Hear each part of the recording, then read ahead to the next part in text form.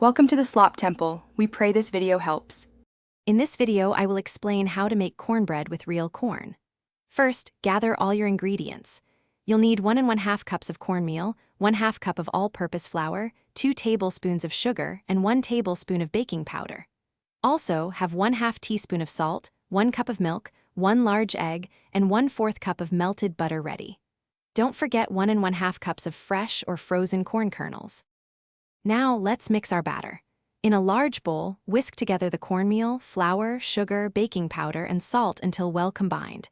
In a separate bowl, lightly beat the milk, egg, and melted butter. Gradually add the wet ingredients to the dry ingredients, stirring just until moistened. Be careful not to overmix, as this can make your cornbread tough. A few lumps are perfectly fine. Next, it's time to add the star ingredient, the corn. Gently fold in 1 1/2 cups of fresh or frozen corn kernels into your batter. Pour the mixture evenly into a greased 9-inch cast iron skillet or baking pan.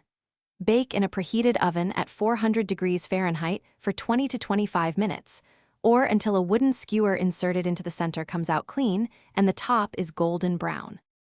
Once your delicious cornbread is baked, remove it from the oven and let it cool in the pan for about 10 minutes before slicing.